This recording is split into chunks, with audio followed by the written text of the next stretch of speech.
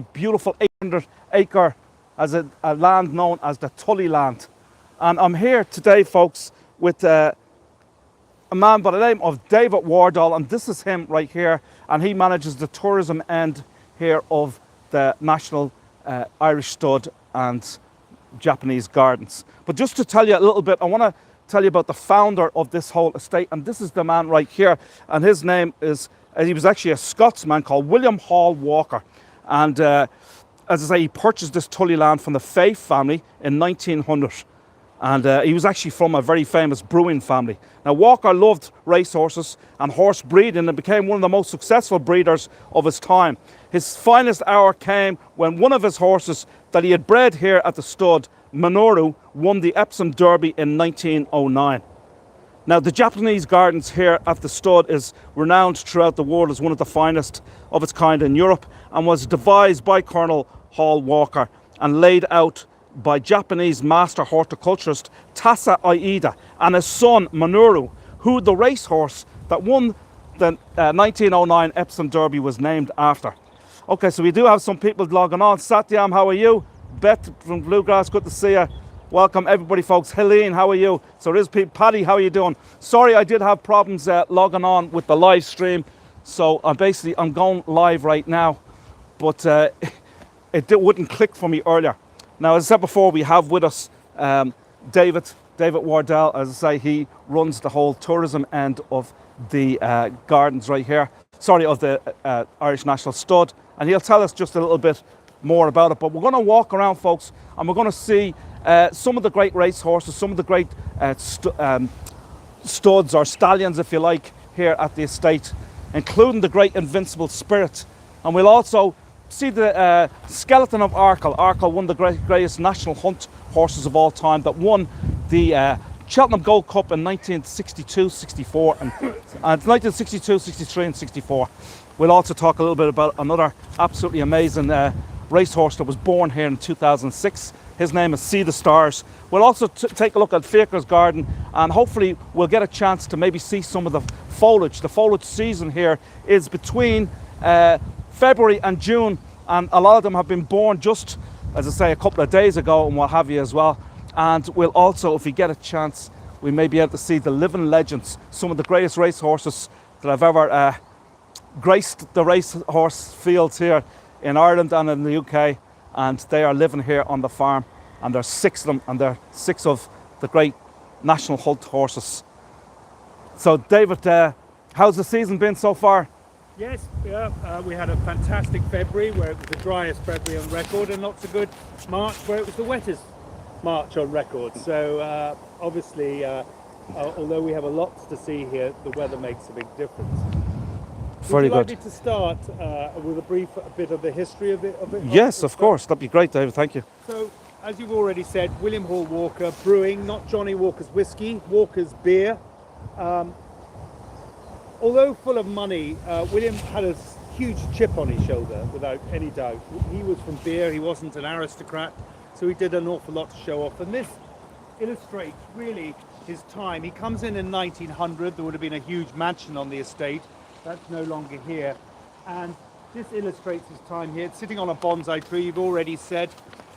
William goes to one of these exhibitions in London, and he meets Tessa Aida. Tessa, I think, saw some money signs coming through the door, and he says, give me 40 labourers and 5 years. 40 labourers and 5 years, quite an undertaking.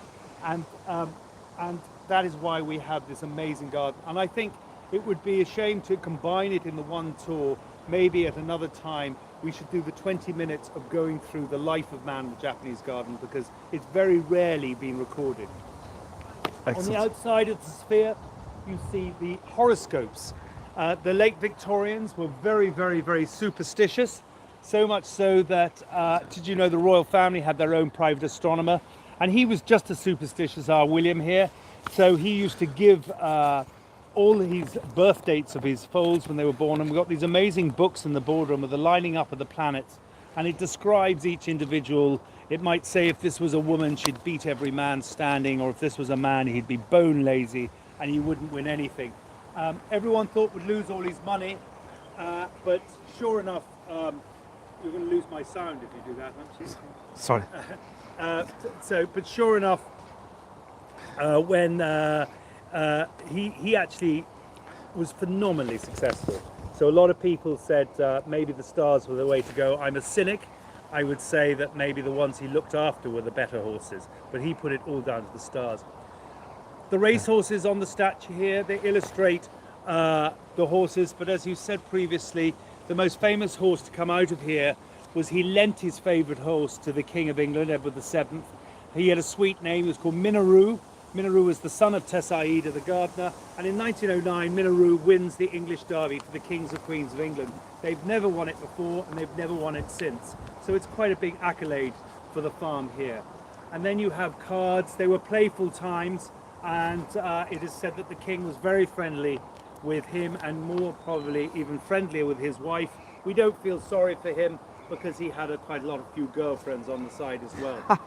In 1915 he sees a final way to really get in with the hoi polloi, if you like, and as a gift for the war he thinks that the English country is going to need more war horses. He gifts the entire estate to the English nation, and this becomes the first and the original English national stud.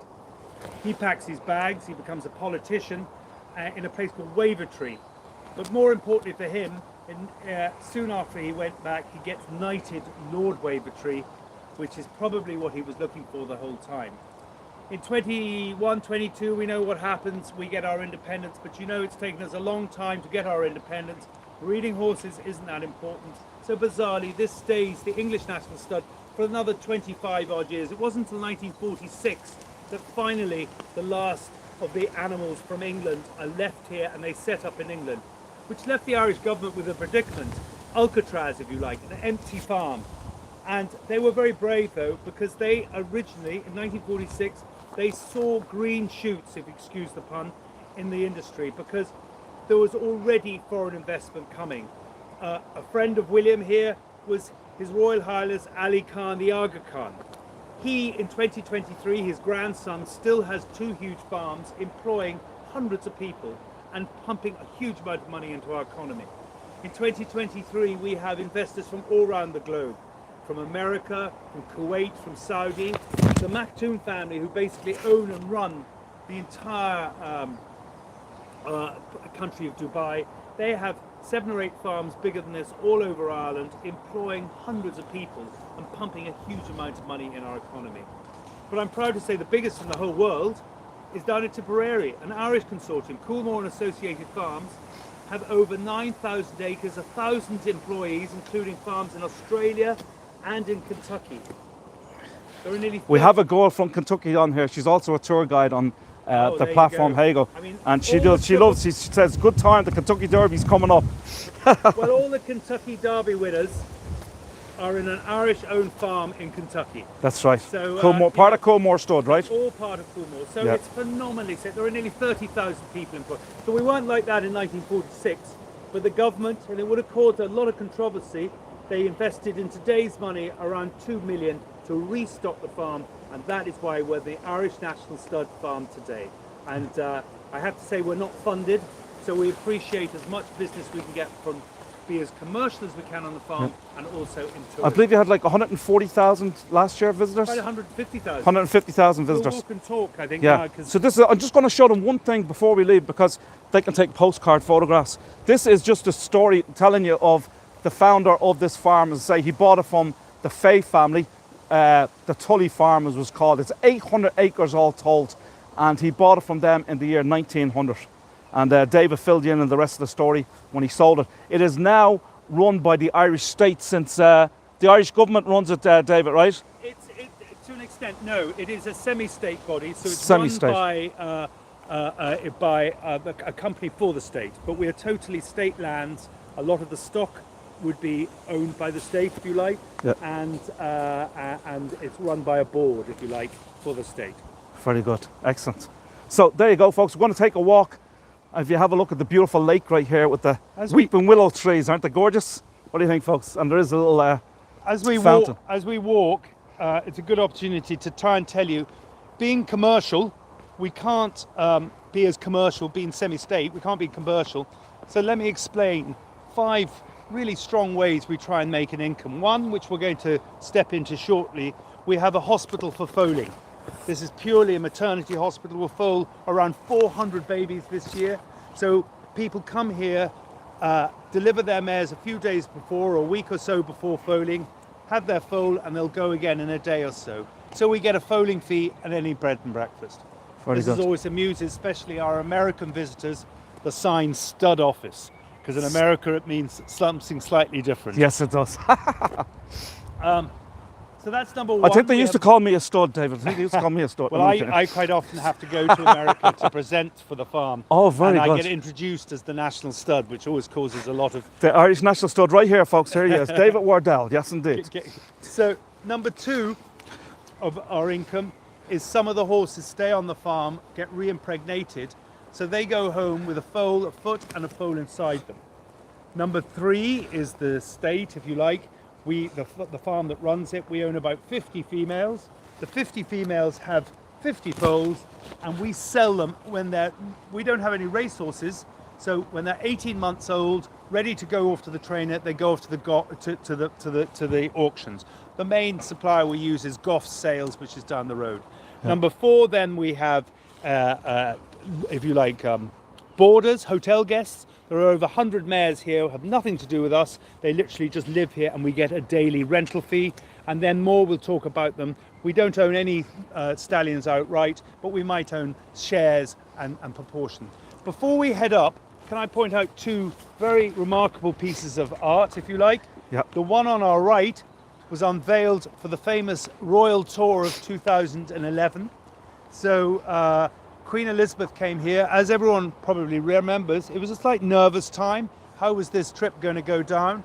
So it was thought that this would be the opening party, if you like, and it was a very, very successful trip. The piece of art here is called Sea of Stars, and it's a play on words for two reasons. One, of course, as we've talked earlier, his fascination with astrology. That's just to mention to some people who just joined us. Yeah. The founder of the stud farm here was a man by the name of William Hall Walker from a famous Scottish brewing family. Now, he was very much a brilliant breeder of race horses. It was his passion, but also he was very much into the stars and astrology. And he based a lot of the names of the horses that he bred and so forth on astrology and so forth, as he had travelled the world and the Middle East and other places, find out all about the stars, astrology and all that kind of stuff as well. Exactly. But it's also, as I say, although this piece of art's called Sea of Stars, there was a very famous horse called See the Stars, yep, was actually born here, and I'll show you the actual stable he was born in. See the Stars has gone on to become one of the most successful stallions in the country. He stands up at one of the Aga Khan studs. And just to mention a little bit about See the Stars. See the Stars was bred right here in 2006. He goes down in history as one of the greatest racehorses in the history of horse racing. He won the English 2000 Guineas. He also won the Epsom Derby. He won the Nassau Stakes. And then he finally, his last race, he won the Prix de l'Arc de Triomphe, probably the richest race in all of Europe and probably maybe the most famous race in the whole world. He's gone on to stud, I think, in Kildangan, is it? He is, he's in the Aga Khan stud. Aga Khan stud, yeah. Which is, it's not Kildangan. Okay, yeah. So he is here in County Kildare. Folks, just to mention a little bit of Kildare. Kildare has probably the most fertile land in all of Ireland. There is more stud farms here than anywhere else in all of Ireland. And it is probably the most successful breeding county in all of Ireland, except obviously County Tipperary. You have the Coolmore stud that Dave was just talking about, which is owned by John Magnier and a couple of his friends, was it Derek Smith and Michael Tabor, and that is the most successful breeding ground in the whole entire world. They've had two of the greatest sires of all time in Sadler's Wells and Galileo. And of course, See the Stars was a brother of Galileo. And See the Stars is a brother of Galileo, who is also an absolutely phenomenal racehorse. As I said, David was just mentioned they have a place in Kentucky, Australia, Melbourne, is it, I think, in Australia, and numerous other places. Hunter Valley in Sydney. Hunter Valley in Sydney, and many other places in the world. This is the statue of See the Stars, right? Yes. Invincible Spirit. This is a very brave piece of art. This is a one sheer 22 ton of pure Kilkenny limestone. It's very brave because if you go to a lot of private stud farms, or even there's a few outside race courses, people will be familiar with a general life-size bronze. Now, bronzes are a lot easier to make because you can make a model, you can show it to the owner, and the owner will criticize the model. You can change its bum, its head, its neck, and eventually, once the owner is happy, you can make a life-size model. Whereas this statue took 2 years to carve out. Simon Carman, a wonderful stonemason, his studio is actually just across the border in Fermanagh. He spent 2 years, and it's absolutely unique. Now, as I say, it's a bit like Marmite. I think it's magnificent. But some people think, oh, it looks a bit bulky. But you've got to remember, this is not a bronze statue. This is an artist's impression. I have one final comment to make about him. There's a lot of people say, why are we, the Irish, why are we so good at this? Why are we the best in the world? Well, I can tell you, I can prove to you it's in our DNA. Because if you go up to this statue, no one's asked this. You can see he's been worn down by the tendon. Now, if you're a horse person, you always go up to a horse and you run your hands down to his legs. No one's told anyone, but just look by how many people have done that. That is proof that horsemanship in this country is in our DNA. Yes, indeed. Now, just to tell you a little bit about the Invincible Spirit, I'm not sure if I mentioned it earlier, but Invincible Spirit is the greatest stallion here on the farm. He's 26 years old now, and his stud fees would be 100,000 plus, wouldn't they? Not anymore. Not anymore, but he was in his prime. He would have been insured for around 60 million, and his stud fee was 120,000. 120,000. In his prime. He's now a very old man, so he's a private, what we call a private stud fee now. So he would be getting far less mares, and you'd have to have a pretty good one. But you wouldn't be taught, because he wouldn't be having as many mares. He wouldn't be having as many runners, and because he's not having as many runners, he wouldn't be having as many winners. So the price wouldn't be as. Yeah, and at one time, I believe he was the second most successful sire in the world at one time. Now, what's amazing is that he's had 30 Grade 1 winners, which is quite incredible, because only 1% of all racehorses that get an opportunity to race in a Grade 1 race. Only less than 1% of all racehorses get an opportunity to race in a Grade 1 race, and yet Invincible Spirit had 30 Grade 1 winners, which is quite incredible. Now, the amazing thing about Invincible Spirit is that he was not a world-class racehorse himself. He was trained by John Dunlop in the UK and England, and he raced 17 times. He won 7 races. He was second once, he was third once, and 8 times unplaced. So he wouldn't have been a phenomenal racehorse. So I believe that they would have got that stallion here at a bargain price at the time. Yeah, I mean, it's competing with the big player. We'll talk a bit more when we see him in his paddock, but you've got to compete with these, with some of the richest people in the world. So he was definitely would have been undervalued. His first official stud fee, I believe, was €10,000. So okay. This is Arkle, folks. Now, Arkle is one of the great, probably some say he is the greatest steeplechase racehorse of all time. He's trained by Tom Draper in County Dublin and ridden by the Irish jockey Pat Taff. But he won the Cheltenham Gold Cup for 3 years in a row in 1962, 1963 and 1964. And each time he was up against another phenomenal racehorse called Millhouse. But each time he happened to beat Millhouse.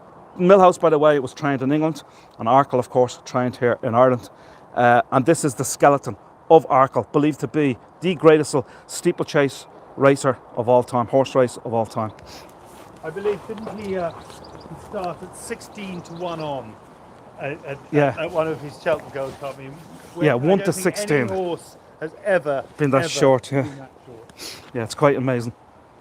Now, I'm having a problem reading the chat, folks, because I'm not seeing too much coming in the chat. So now it's unfortunate that there's not as many people on here as there would have been if I was able to live stream properly. I just had a problem with live streaming correctly, so I just uploaded and went to live straight away on using a different method, if you like, because the stream where I had it, no, it I actually had it for 2:30. I had it planned for 2:30, and it just didn't work. This is the Sun Chariot yard right here, folks. Another great racehorse, Sun Chariot. There's also a great race in was it in York, Sun Chariot? Sun Chariot Stakes, Royal Ascot. Royal Ascot, I think it is, the Sun Chariot Stakes, and so this is the Sun Chariot yard right here. I always say, we have an awful lot of people who visit here, and an awful lot of knowledge is good. But I always say there's a couple of very important facts of our industry which really are important. And the first one, it really is based around here. This is at the starting of our maternity unit, and it's really important that a lot of people don't realise that all thoroughbreds have to be born after January the 1st, because that's their official birthday in the Northern Hemisphere. If you had a baby born or a foal born in December, you could write it off, because he's then got to register as a 2-year-old in January next year. Well, he's only going to be half the size of all the other 2-year-olds. The following year he's going to have to register as a 3-year-old, and he's only going to be 2 years and a month. So it just doesn't work. So all our animals are born in January, February, March, April and May, and you don't have any more foals born after the end of May. To make sure that doesn't happen, we know how long it cooks in the oven. We know the gestation. The gestation period is 11 months. So when do you start breeding? You start breeding in or around Valentine's Day. Sounds like a joke, but it's God's honest truth. If you start in around Valentine's Day, first babies should start appearing around the 14th of January. You never start breeding at the beginning of February, just in case one of those January foals came on. So they come in here, the first mares, they're all coming in. Some of them are in already. This is like the pre-natal ward. We'll be checking in here. We have people checking them, although most of them are born between midnight and 4 o'clock in the morning. They do, especially in these brighter spring days, two of them do trying to fool you and try and get and go into labour in the daytime. So they have regular people bicycling through the paddocks to make sure that they're not in labour. The first thing we notice here, when they're in here, we check their udders, and the first thing, the expression is they are waxing up, which basically means that the first of that colostrum milk is coming, and it looks like beeswax. And once they start to wax up, we know that they're beginning to get close. They're going to be 24, 48 hours, because it means the bag is full of this colostrum. Once the waters go, we'll walk up here, we'll go into one of the foaling unit, and we will put our hands in to check for a correct presentation. You want 2 little hooves and a nose. And the fact that we're getting them so early, if there's any complications, 99% of them, we can straighten a leg that's slipped, and we can do all sorts of things, or we can find a vet. So that's one of the reasons people pay us to have done it all in a professional environment. Once she goes down, we'll always keep an eye on her, hold those 2 front hooves, because once the shoulders come out, we want to make sure she keeps going until the hips come out, because the hips are so can be the next sticking point. And once the shoulders come out, that foal will want to breathe. Once the hips are out, the mare will turn around, give the foal a lick, and she will hop up, and that will break the umbilical cord naturally. We'll give the little antiseptic on the umbilical cord. Then we've got 2 important things to do after that.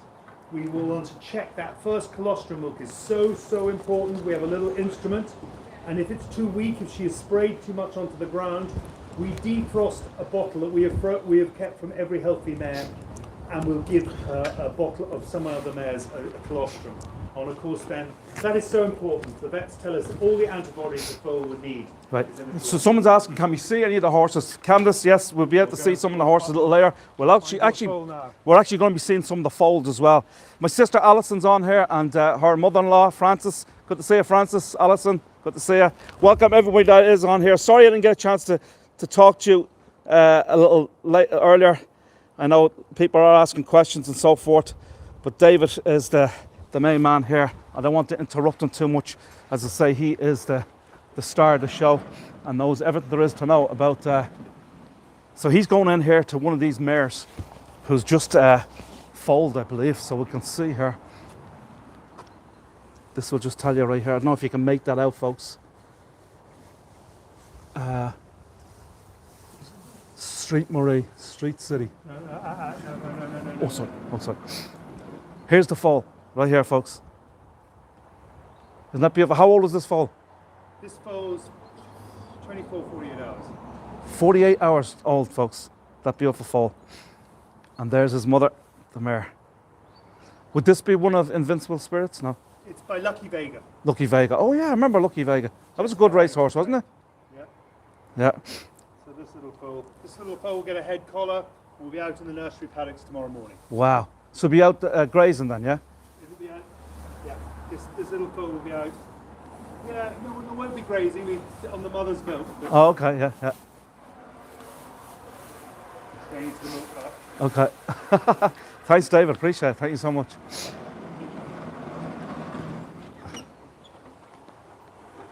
So wasn't that nice, folks? It's really, really beautiful to see the newborn foals. As I say, these foals have been born every day here between the months of February and the end of May, around that time. Yeah. We're about to at least 3/4 of the way through now. We've got well over the 300 marks, and we'll walk around this way. Okay. And we've got about, I suppose, about another 80 or 90 to go. Well, we won't be far off 400 foals born. So, No. but again, they're not all residents. They're not really. A lot of those, they've come, they've had their foal, and they'll leave again the next day. Now, also, by the way, folks, there is an equine school here, a horse breeding school. Do you want to talk about that school now? When we're going to go around there. Okay, and great. see that, yeah. And it is world renowned. The students come from all over the world to this the school here, and where they teach you all about the breeding techniques and what have you. Yes. So what it is, it's a slightly win-win situation. As you can imagine, this time of year we are flat out. I think we had a record 11 foals in one night about 10 days ago. So there's at least 3 or 4 foals born every night. Wow. The stallions are busy all through the day this time of year because it's well after Valentine's Day. And also we're still not quite warm enough that most of the mares and foals have to come in every night. So we need to boost. But come in the end of June, the foal is well finished, the stallions is well finished, and it's mild enough that all the stock can stay out. So we don't need nearly as much staff. So to help us, as you can see from these flags here, we have, I think it's 28 students come from all around the world, including Ireland, and they help us. As one student once told me, this is a bit like doing a master's degree on steroids because it's very short and very intense. They come in January and they graduate at the end of June.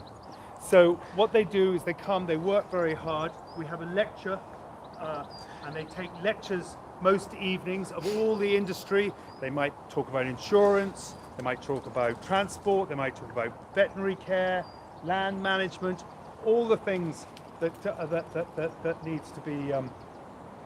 I actually watched a video on it where they were interviewing the students. There was a chap from New Zealand, there was a girl from America, I think, and there was a girl from Germany, and it was really, really fabulous. It was fantastic. Now, they all said that it was such an unbelievable experience to come here to Ireland, obviously the greatest horse breeding country in the world, and they just learned so much. I think what they get, you see, is that despite they take quite serious exams, but what they really get out of it is one goes back to France and starts training, one goes to Kentucky, might be a breeder, maybe you've got a dealer or an agent in Ireland. They'll have those connections for the rest of their life. So I think of course, yeah. So folks, ask any questions. Those of you that are on here at the moment, if you need to ask a question, David will answer for you. And we are now going into the stallion stalls right here, or sorry, what do you call them again? These are where the stallions live, the stallion boxes. Stallion boxes. Interestingly enough, you notice they've got flat roofs. Now these aren't the original ones, but the original ones, going back to William and his fascination with the stars, yeah. Basically he liked to fit. They used to have glass roofs, so he was to be this connection with the stars as well. Yeah. What? There's somebody's asking. What's the criteria? Who can come to the school? The course basically is the only real stipulation is you have to have at least a year of serious practical management. In other words, you are going to be straight in there, leading a mare and foal out, handling horses. So you have to know how to handle a horse. That's the main thing. The rest is a really again, most of our students, girls and boys, are sort of after, because it's you can't be too young, because they have their own cars, they live on site, they get all their food and everything, but they're fairly independent, so you can't be too young. They usually, it's after university age, so sort of early 20s, but the rest is a good enthusiastic CV, as some fella says. If it came down to one person and their Facebook page showed their grandfather's Charolais cattle, and the next one showed them partying in Ibiza, you know which one will get in. It's just a really enthusiastic interest in the industry, because what we want is it's 53 years, and most leading people in the world have done this course. So we want people to go back into the industry. It's not just a hobby type. Fantastic. So great school to come to. One other thing I want to say, folks, this, as I said before, is Tully in County Kildare. And just literally down the street from here, probably about 1 kilometre, 2 kilometres away, is the Curragh. And the Curragh is the headquarters of Irish horse racing in Ireland. And it is renowned to be one of the great race courses in the whole entire world. Absolutely fabulous race course. It's where all the Irish classics are held.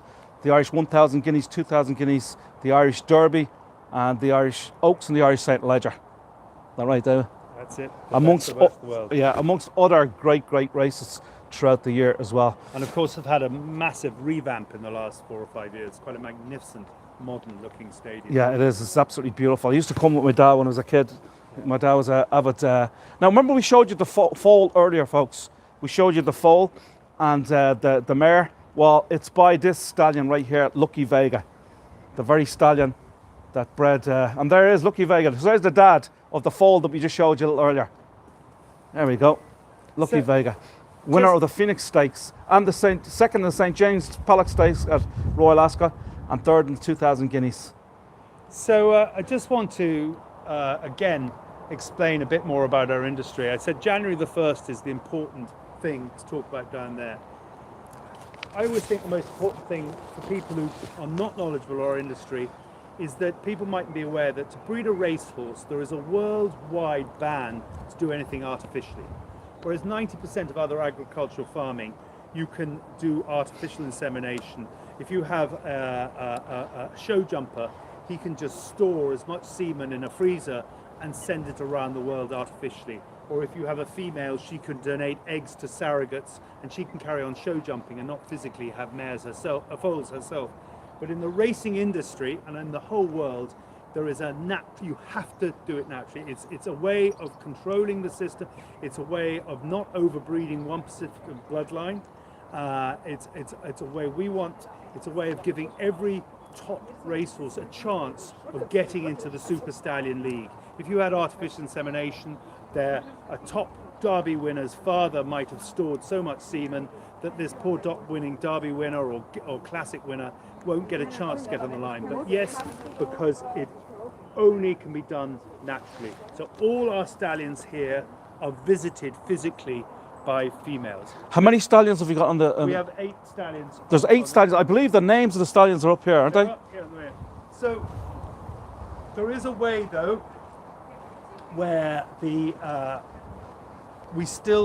stallions still, if you like, make money all year round, and it usually happens with a younger stallion.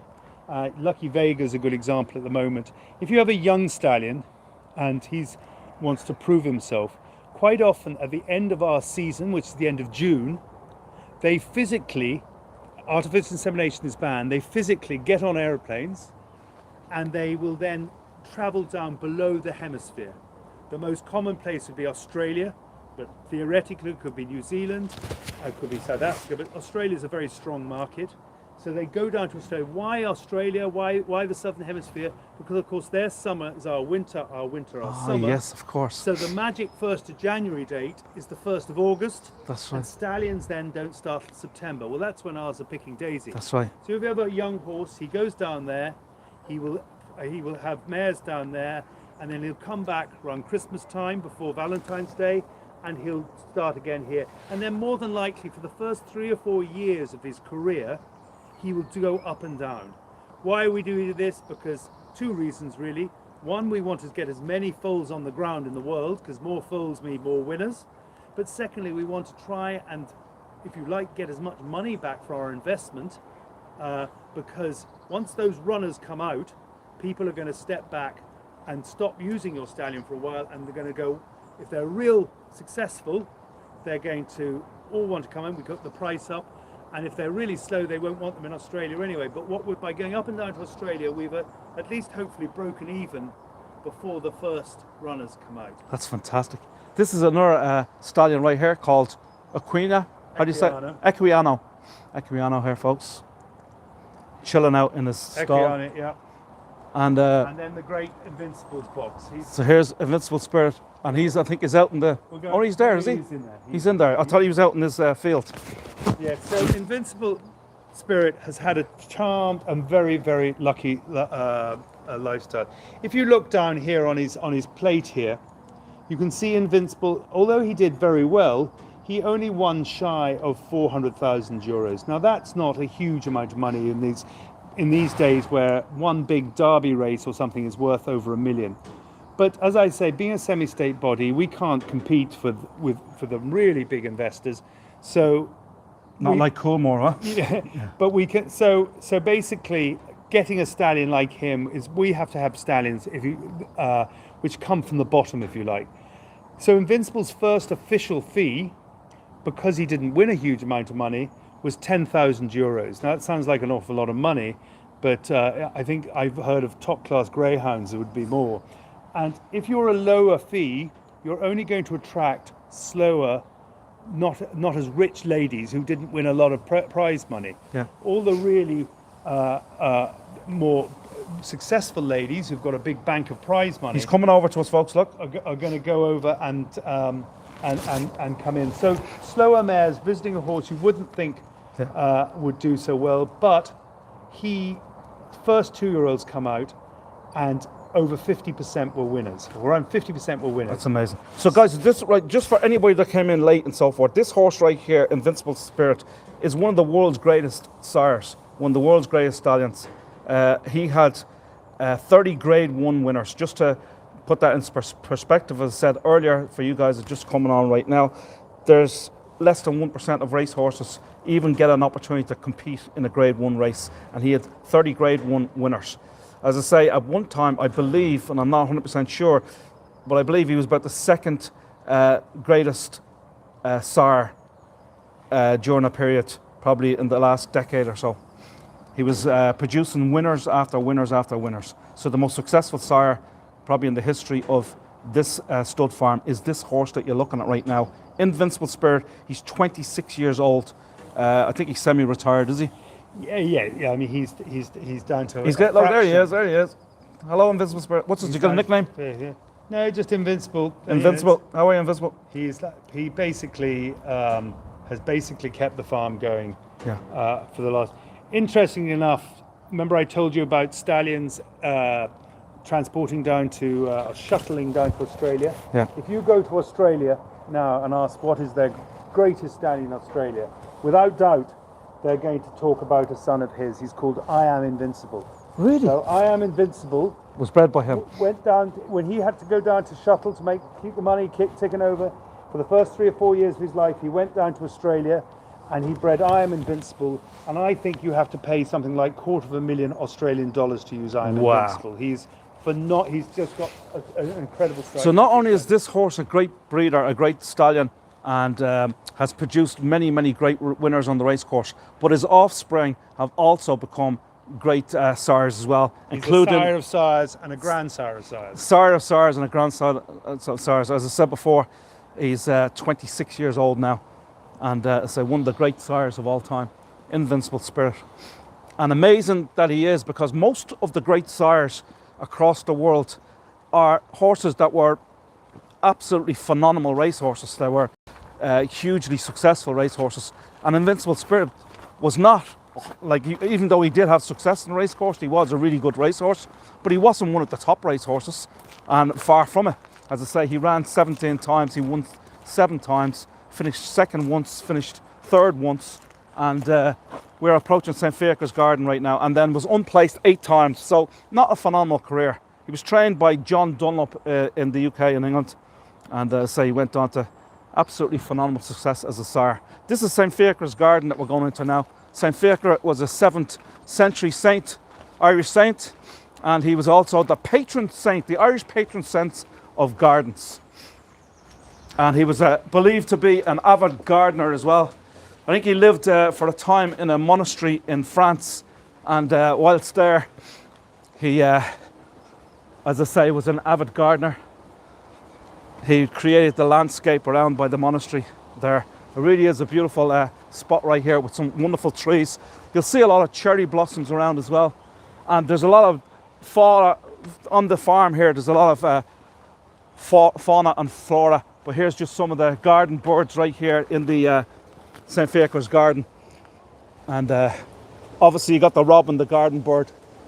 You got a grey tit, blackbird, blue tit, the wren, magpies, green finch, house sparrow. I mean, you can see them all there, folks. There's an abundance, a plethora of absolutely beautiful birds.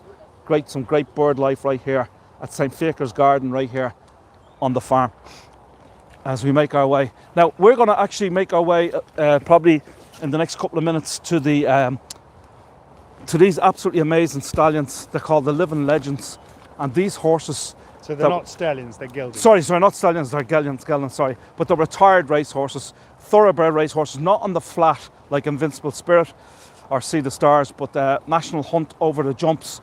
You probably know Cheltenham and so forth. So a lot of these horses have won the Cheltenham Gold Cup and the Cheltenham Champion Hurdle. And they were world beaters during their day. But now they're retired right here, these geldings on the farm here. We might just walk across. Yeah. I might walk and get some carrots. Okay, we're going to get some carrots, folks. So we're going to feed the animals. We're going to feed these beautiful horses, folks, to say the Living Legends. You got Kicking King. He won the 2005 Gold Cup with Barry Geraghty on board, a great Irish jockey. You had Hardy Eustace. In 2004, 2005, he won the Champion Hurdle. I'm going to meet you by the Living Legends. by the Living Legends. Great stuff. Thank you very much, David. Thank you. So David's going to meet us down by the Living Legends. He's going to grab some carrots, so we're going to actually feed the carrots. Yes, these horses, the stallions, will live out their lives here. There's no sense in moving them and so forth. Now, I'm not 100% sure about that, but I would nearly be, because why would you move them? As we're walking through the beautiful St. Fiacre's Garden right here. As I say, we got some wonderful living stallions that we just showed you.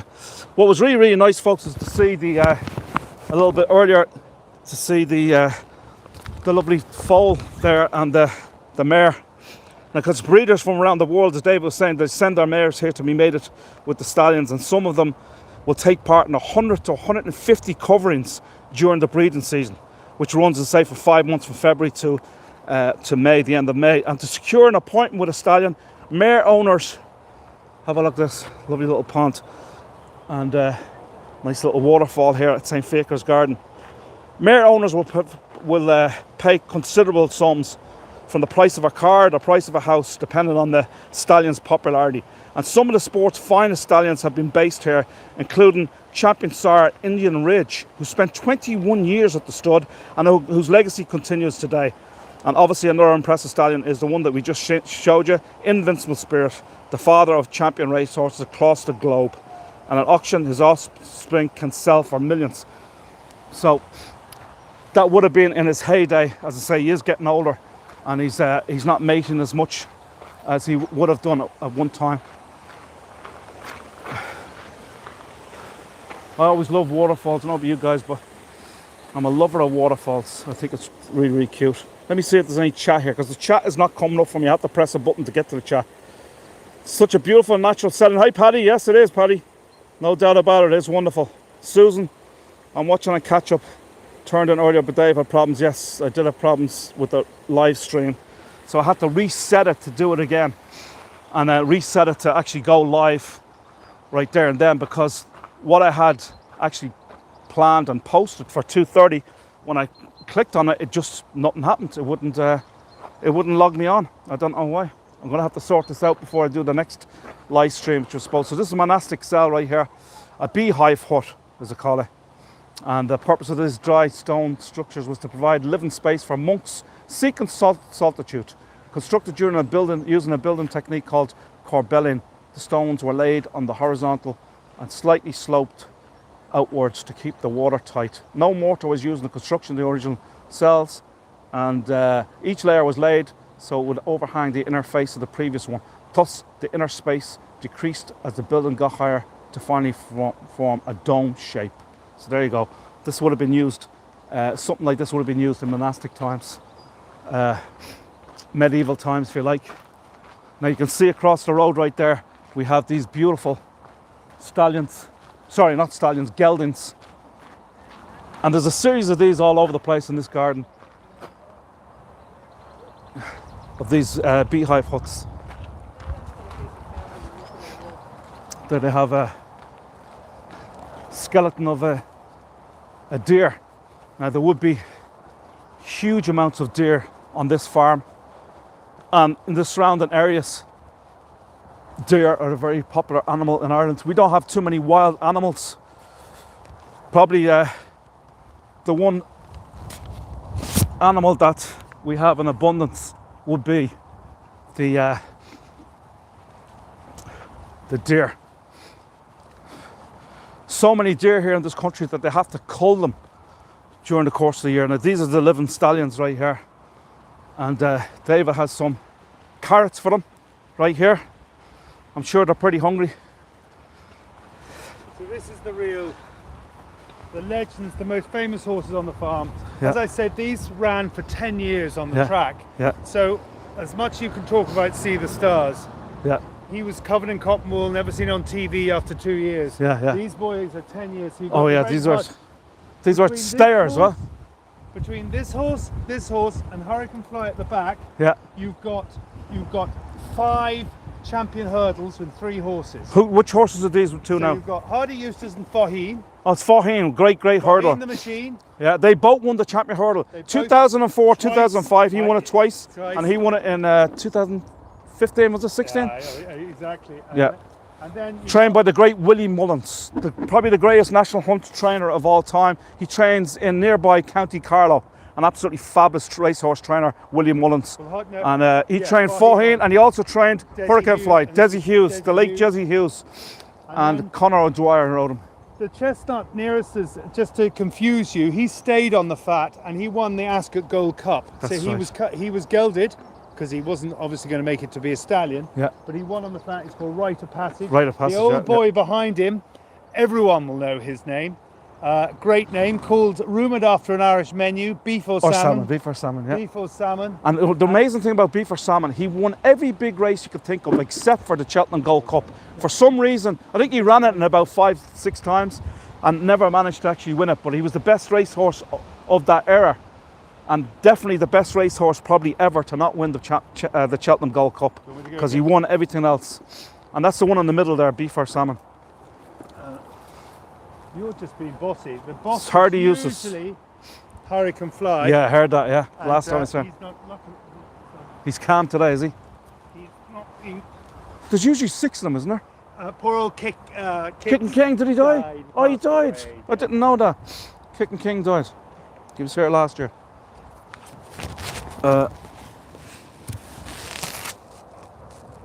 Oh, sorry. I'm feeding here to myself, guys. I just don't want to be bitten, though. I don't want to be bitten. I gotta be careful.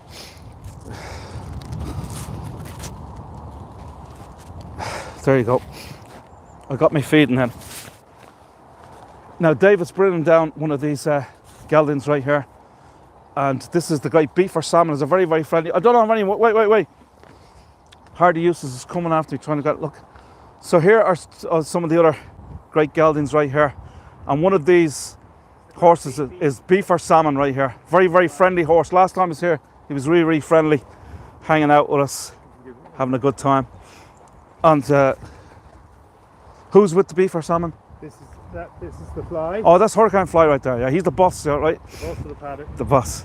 And then you got. He rules, huh? And he won the champion hurdle twice as well. Once again, trained by the great William Mullins and ridden by Ruby Walsh, probably one of the greatest national hunt jockeys of all time. Him and A.P. McCoy, two Irishmen. All right, you've got. All right.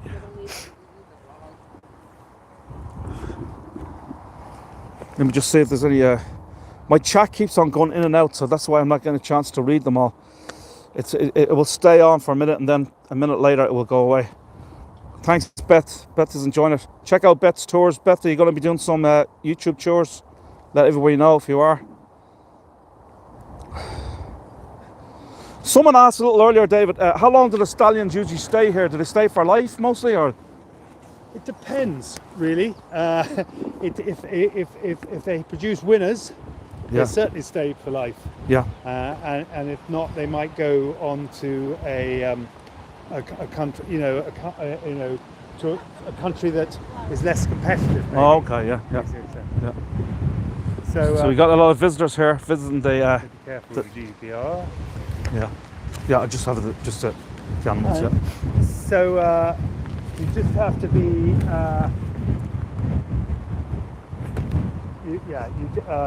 So to finish up, really, I'll talk about the horses just for the uninitiated. Basically, you have colts and fillies, which are young boys and young girls.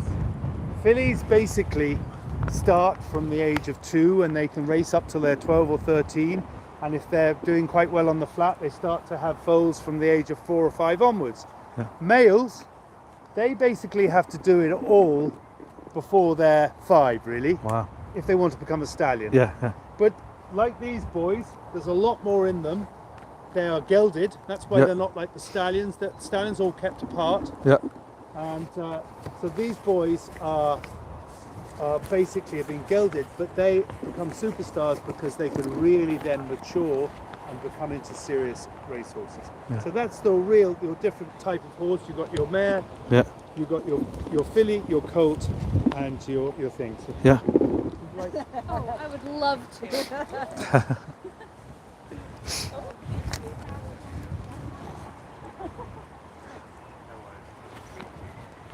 Superstars in their day. And he's the boss. You can tell. The smallest but the bossiest. Yeah.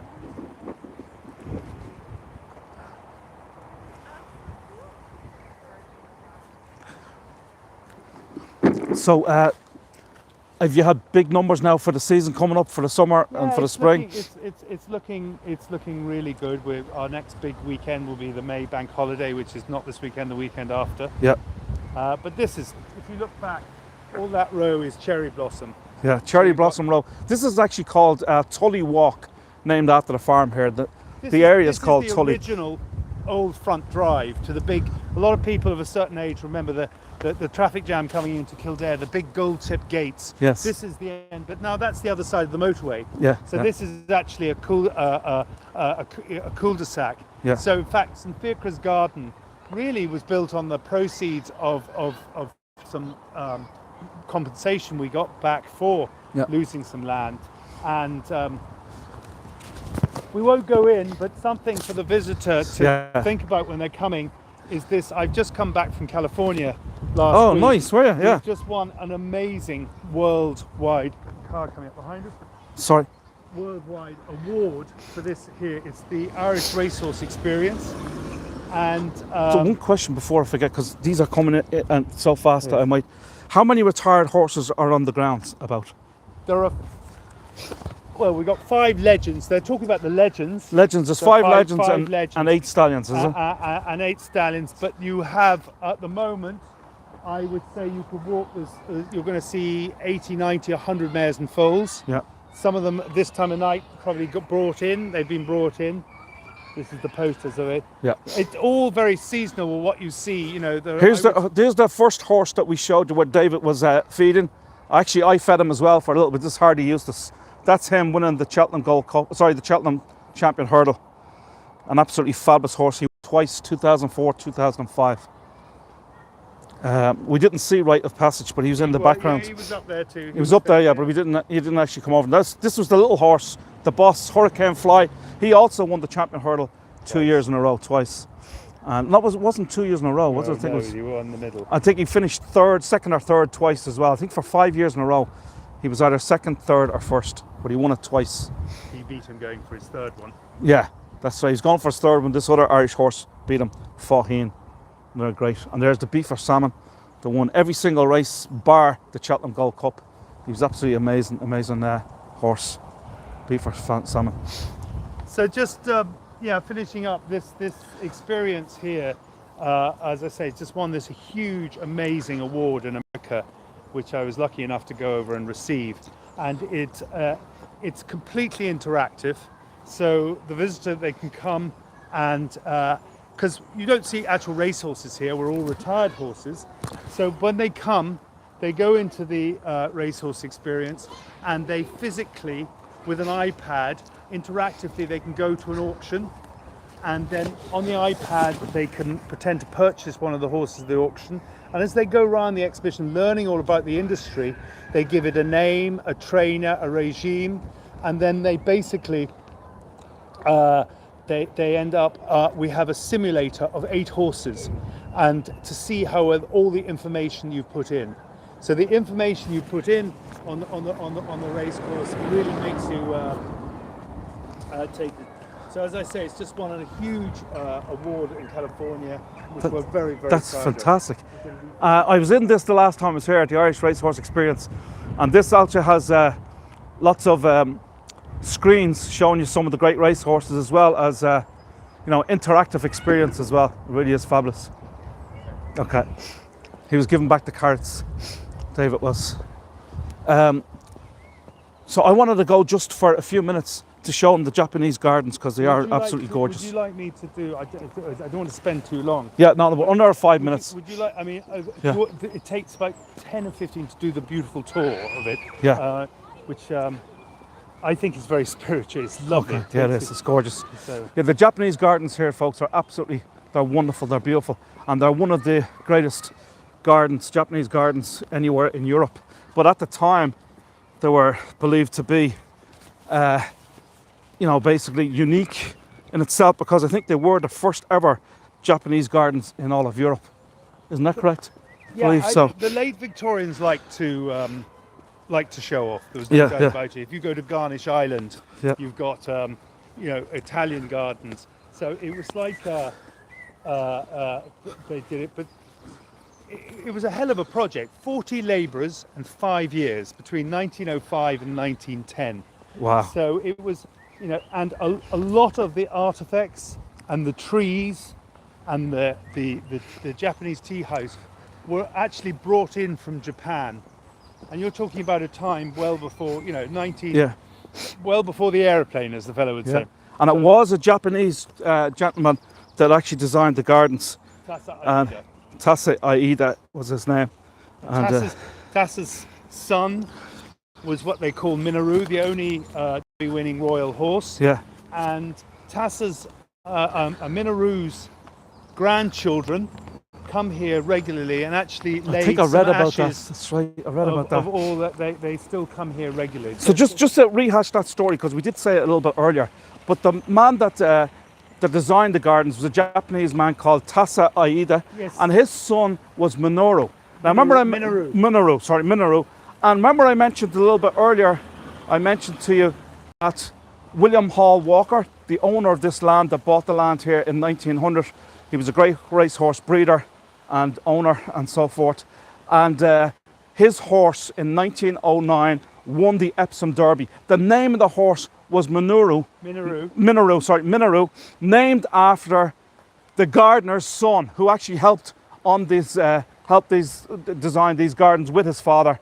And his grandchildren, Minoru's But- grandchildren come here to the gardens this very day. They're actually here not so long ago. I guess they live in Japan, do they? No, funny enough, you see, Tassa had married an English lady. Oh, okay. So it was all his family, and his brother brought everything to Japan. Okay. So they're an English family. But what was really significant is Minoru was lent to the king. So it was the only time the king and queen have ever won the derby was... What with king Minoru. was it? King Edward, Edward was, the Seventh. It was King Edward the Seventh. Was So- that Edward and Mrs. Simpson? That's Saint Edward. No. That Different. That was the before that, yeah. uncle. That was his uncle. Okay. Oh, he would have come a lot afterwards. One Yeah. second now, it's just getting a code to get in here. So it's I very have important. the thing here. Oh, you have one there, do you? Yeah, yeah. Yeah, Right I've here. got one here. Got it. So this is the beautiful Japanese gardens here, folks, that we're going Ladies into. and gentlemen, as I say, there's lots of different things, but the most charming thing is story, and we'll briefly walk around it.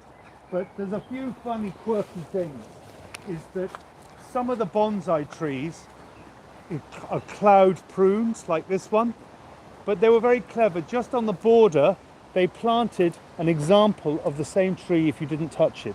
So that's what happens if you bonsai a tree and look at it there, the same tree behind it that has not hasn't been touched. Wow. So the story is your spirit, and The spirit of between life. the gate and where we're going now is the act of making love, and we then turn around and we start the pathway of life and the cave of birth. The cave of birth.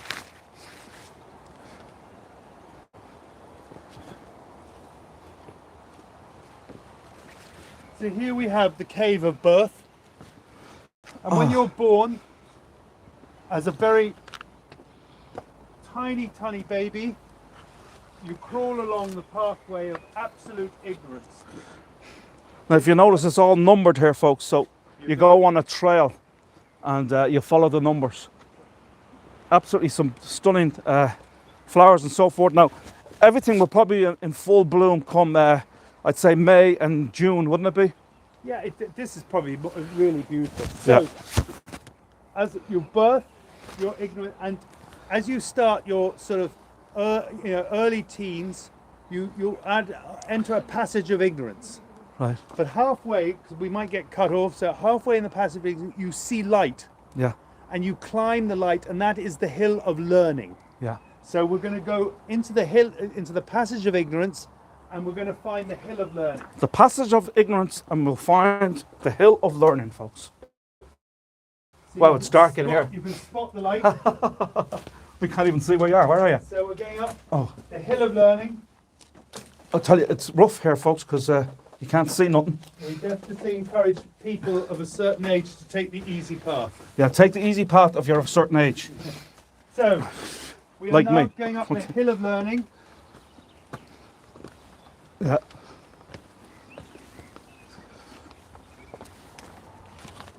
And now you're a cocky 18-year-old and you think you know everything. Ah, very good. I love it.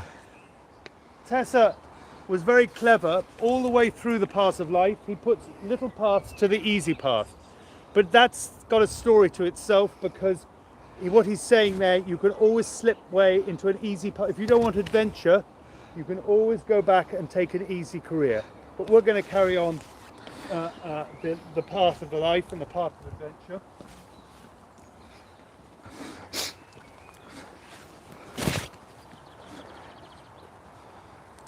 Very important here is if you look down, that is still the pathway of ignorance. So what he's saying to us here is no matter how much learning you have, you could still slip into ignorance. So you've got There you go. But no, we're going to go down, and at this stage now, you've got to hold on to the side as you're going down, is we are now going to go and find the pathway of adventure. You're now 18, 19 plus, and you're going to find adventure in life. Beautiful. I love the way it's so well illustrated. And I've got to take my time here. David's an expert with these steps, not me, because I'm new to this place, folks. And again, you can find the easy path. If you want to become a boring old career, you can go to the easy path. So there's an easy path, folks, and there's a hard path. We're going through the hard path. So this is the pathway of adventure. Pathway of adventure, folks. And as the pathway adventure progresses, we're studying water is going to surround us, and this is very symbolistic because in Japan, water is life. Water is life, folks. Water is life. So now we're going to, but look at the engineering feat here. You've got, I must admit now, because of motorways and things, there's got a little help, but when it was built, natural springs filled these pathways of adventure. I just hope I don't fall in. Folks, I'm going to take it easy. I don't want to fall. If I fall, I get all wet. I have no change of socks or change of shoes.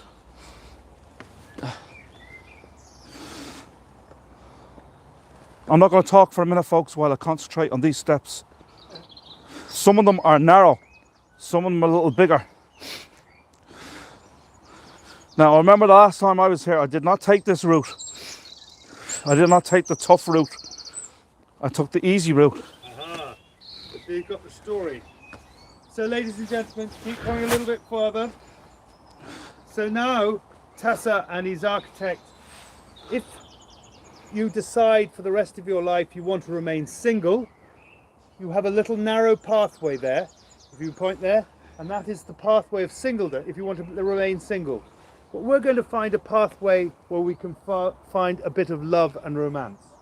Pathway of romance, folks. Pathway of love. I like it a lot.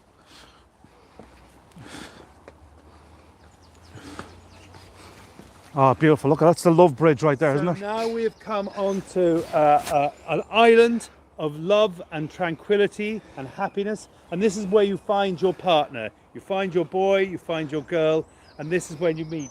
And I'm getting no comments, folks. Are you not excited?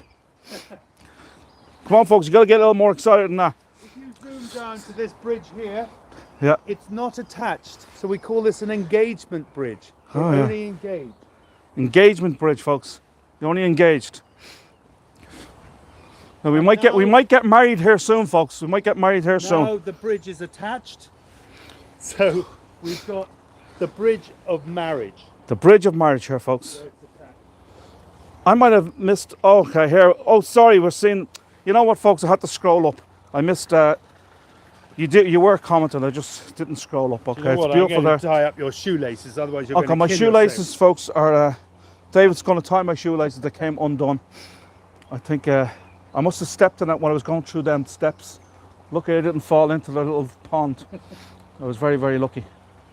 But it is absolutely gorgeous. That's a beautiful bridge. What's the name of that bridge right there, David? Well, we're coming back to that. Oh, we're Don't coming back to that. We've got to get to that. So we've done the bridge of engagement, the bridge of marriage. And if you see now, the pathway is wider. So you now fits two people. Oh, so yes. Now, what's great about this, folks, is it's all numbered. So the whole route is numbered, so you can't get lost. And there's no excuses if you get lost. None whatsoever, right, David? No, absolutely. But you just got to be careful. It still- was built before the words health and safety. Yeah. So, ladies and gentlemen, at this stage, you come to a little parting. So this is, you've just recently got married, and there's always a little lover's tip to start with. This is the island of disagreement. Who wants to sleep on the left-hand side? Who wants to put the toothbrush in a certain place? So you've just come apart from your partner, but for a very, very brief period. So you can go that side. Thank you. We're taking one side each here, folks. My sister says I might fall in love here, huh? I don't know. I don't see any pretty girls around. There We've probably come is back- some around. We've come back together, and then, which is very strong in Japanese philosophy, Yeah. we've fought to find. So we've had our fun in life. We've got our adventure. We found our partner. Now we want to find ambition. Ambition is a huge thing. Before we go out, some of these older trees I'm passionate about. This larch bonsai here, Oh, yes, hundreds of beautiful. year old, and it's only just getting its colour. That loses all This its is colour. right here, right in front of me. And I'll find another one on the way round. That is Just beautiful, yeah. gorgeous. Bonsai, yeah. Bonsai larch tree, just gorgeous. But now we're going to go and find our ambition. Final ambition. Look at the cherry blossoms, folks. I love the pink cherry blossoms. White is nice as well, but I prefer the pink. I don't know about you guys. What do you prefer, David? The pink or the white cherry blossoms? Like different kinds. So. Do they? Yeah. Yeah, the white ones come out earlier, don't they? Yeah. Black cherry, I think. So, although we are trying to find ambition, we are suddenly dazzled because over there we can see the well of wisdom. So maybe we don't need ambition, but let's see what happens if we find wisdom without ambition. The well of wisdom, folks. But we're ambitious enough going down these steps, I'll tell you that much.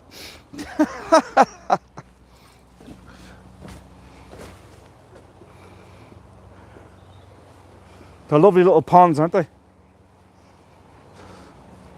The gazebo over there. Nice. So here we have the well of wisdom, but alas, the roadway is cut off and we can't get wisdom because, can you remember, we didn't climb the hill of ambition. We didn't so climb we want to go and find the hill of ambition. The hill of ambition, folks. Isn't this gorgeous? That is beautiful, yeah. Really is nice. It's lovely. So you can even have a rest, folks, after this long journey through the gardens. You can sit down and relax. And we're going to try again to find our ambition. Going to try and find our ambition.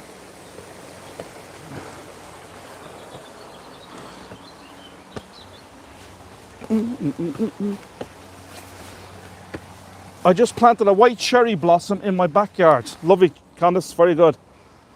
A memorial to my dog that passed last year. Sorry to hear that, Candice. I've got one in my garden. It's lovely, says Tracy. Just reading some of the comments. Very interesting garden. Yeah, it's absolutely beautiful. Sorry, folks, for not reading all of the texts, but David is showing us around. I just didn't want to interrupt him while he's showing us around by talking over him. And that's what would have happened if I was to answer all the questions in the chat or the comments in the chat. So now, ladies and gentlemen, we've hit our ambition. We are now chairman, managing director. We've reached our peak in life and we are happy. And Tessa was very clever because if you look back where we've come from, it's completely blocked off. So you don't see where you've come from. You can only see your future, where we're going to go. But look at that cherry blossom now. It's absolutely stunning. It's gorgeous. Especially this one. This one's very bright, isn't it? So like everyone coming to near retirement, it's all downhill from now on. So we're going to slowly make our way back down. Okay. Gently, gently. It's me knees. That's what it is.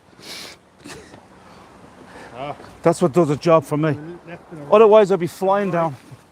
Yeah. If it wasn't for my knees, I'd be flying down. Old football injuries, you know. Coming to haunt me in later life. I got a fake one. Do you? Fake knee? Yeah. Jeez, you wouldn't know by the way you're walking. Fair play to you. Good man. Did you fall off a horse? Money mess with you. Did you? I did. That's how it happened. I was only joking. It was true. We don't Sorry. go down this pathway. You've got the two gods here, Yep. good and evil. And this is if life is looking like to be ending too soon. So we don't want that. You've got the two gods, good and evil. We're going to carry on. And, It's a beautiful garden, folks. It's very, very well planned out with all the different stations and walkways. As I say, all numbered and everything as well. So this, not only do you have the Irish National Stud here, the beautiful stud farm with all the gorgeous race horses, the stallions and the geldings, the mares and the foals, but then also you have the beautiful Japanese gardens, all on one complex. As I say, it's 800 acres Tully land as it's known as, and it is absolutely exceptional. Here's the tea house. so the tea house is a genuine, in 1905 was brought in. It's not part of the story, but very important to know what a Japanese, and occasionally we hold some traditional Japanese tea ceremonies. A couple of interesting things here with bonsais. This is real kami stone from Mount Fuji, Oh wow. and you can see it's very eroded now. And were they But brought here, little store- they were brought here about 100 years ago, were brought they? in here 100 years ago. Wow. And you can see little imprinting shapes and size. There is Mount Fuji there, you see? And then Mount Fuji. little houses and little implants with little bonsais coming out. Wow, that is so cool. That's fantastic. Really is remarkable. You know, when you go this way, this garden becomes bigger when we take the route that you took. I'm telling you. It's like IKEA. Like IKEA, yeah, exactly. So, at last, we have found our well of wisdom. Oh, the well of wisdom, Because folks. we got our ambition. Remember before we were cut off by the pathway, but we've now found the well of wisdom. So you're like my father-in-law now, you know everything. There you go, folks. Like his father-in-law, knows everything. I won't say that about myself. I don't know enough. I'm always learning. That's why I'm learning so much from David today. But the well of wisdom, let's just look down this for a minute. Okay, well, there's no water in it right now. But anyway, there you go. So now we're nearing the quiet time of life. How many stations is there? There's one more after this. So in Japan, I've already explained water is life. So we're now going over the famous Red Bridge. Many proposals have been done on this Red Bridge. This is the famous Red Bridge, the Bridge of Life. The Bridge of Life, Because folks. water is life. Candace says that she needs a cup from the well of wisdom. I think we all need that, Candace. A cup from the well of wisdom. So we've gone over the Bridge of Life. And our final garden is peace and tranquility. So this is yes. old age. So this is another example of a beautiful, very old bonsai larch. As Yes. I say, my favourite trees in the garden because, as I say, they lose all their foliage in the winter, and it starts to come back this vibrant green, and then it's just magical. It is absolutely stunning. It's But to beautiful. finish off our story, if you look where those ladies are standing, you have a hedge cut out as that's called the chair of old age. Yeah. So you sit up on your chair, you watch your grandchildren grow up, your great-grandchildren grow up, and then steadily you take these stones through the garden to the Hill of Mourning, where you pass away.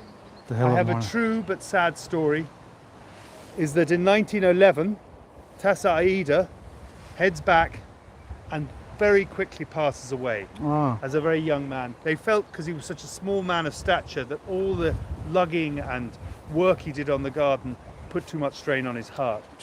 But that huge pine tree on the Hill of Mourning was planted by his 40 labourers in 1911, and it's now the largest garden in the garden. So Largest this tree is in the garden, the yeah. Hill of Mourning, chair of old age, and beautiful. And then also, do you remember at the very beginning, if you walk with me here, I showed you some cloud pruning. Yeah. There's a completely different species of tree, cloud pruned.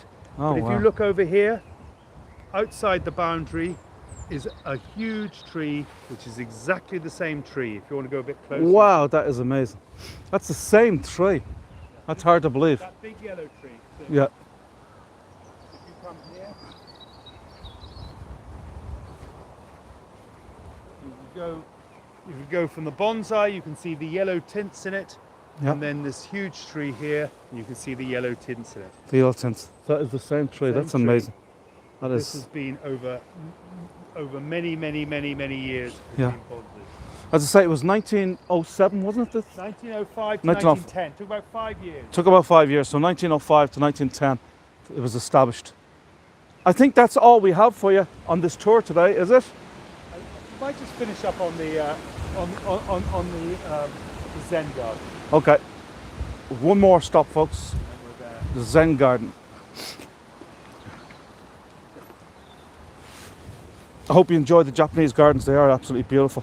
Yes, so the Zen garden was actually much newer than the Japanese garden. It was in the 70s. We had a very forward-thinking head gardener who was fascinated in Japanese culture, and he quite rightly said, when the spirit dies, when a person dies, the spirit should live on.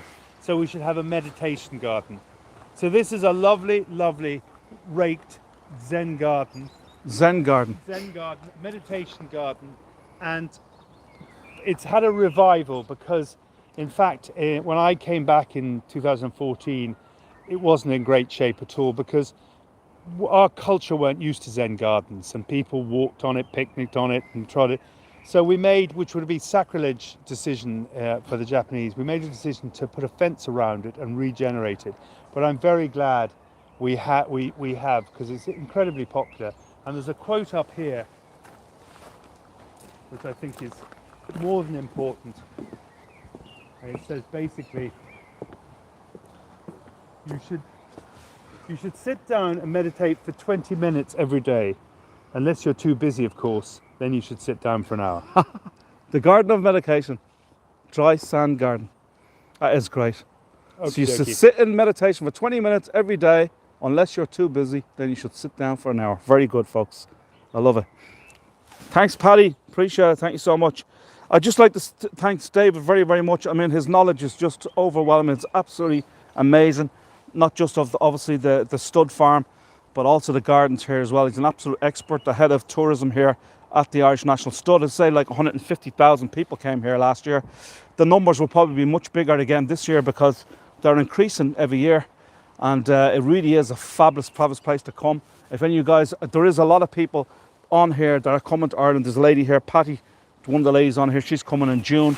And I have lots of my followers from the other platform that have told me that they're coming, and I've arranged to meet them and so forth. But this is one of the go-to places that I'm sure they'll all come to, because it really is absolutely fabulous. And you know, I just want to thank David for showing us around and giving us all the explanations about all the horses and the stallions and the geldings and all about the mares and the foals and the school, as I said here, that happens here as well, and everything else to do with the whole farm. It's like 800 acres there is on this farm.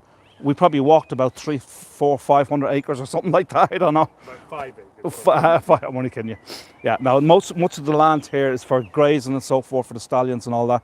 Each stallion has probably about half an acre, do they? At least. Yeah. At least half an acre just per stallion, and there's 8 stallions on the farm, so they get plenty of room to run around. They actually live in the lap of luxury here, and they're very, very well taken care of. Thanks, Alison. A brilliant tour. We'll be back with all our families. That's my sister's on here. She says, yeah, Alison will be here soon. Okay, great.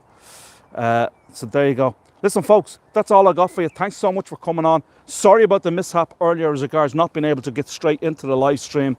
I had to re-upload it and go live that way.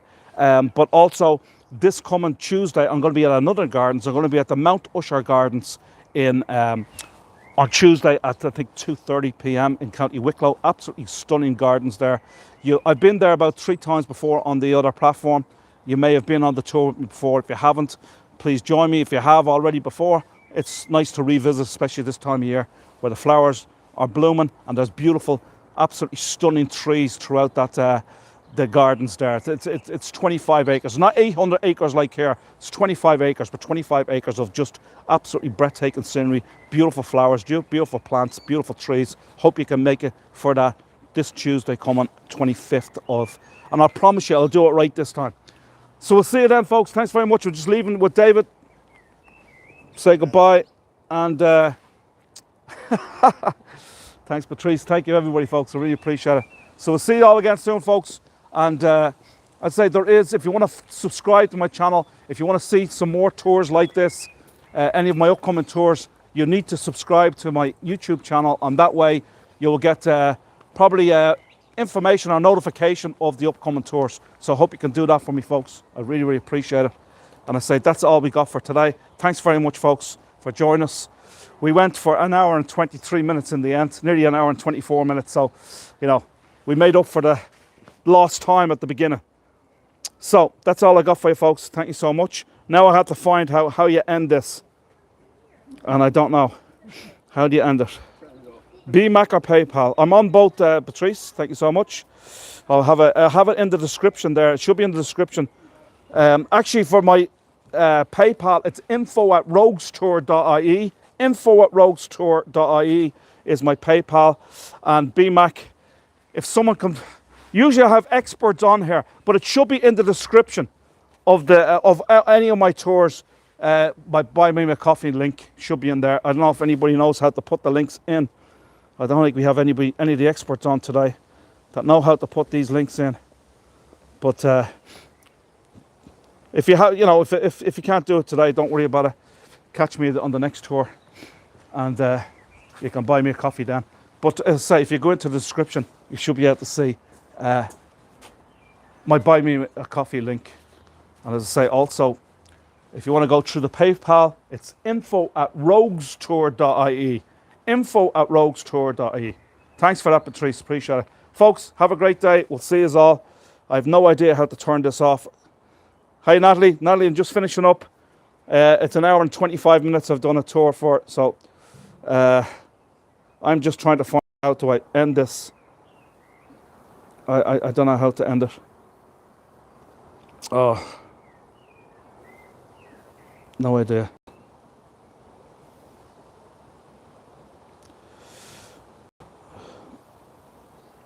So we see you, folks. Have a good one. Thank you so much. Take care.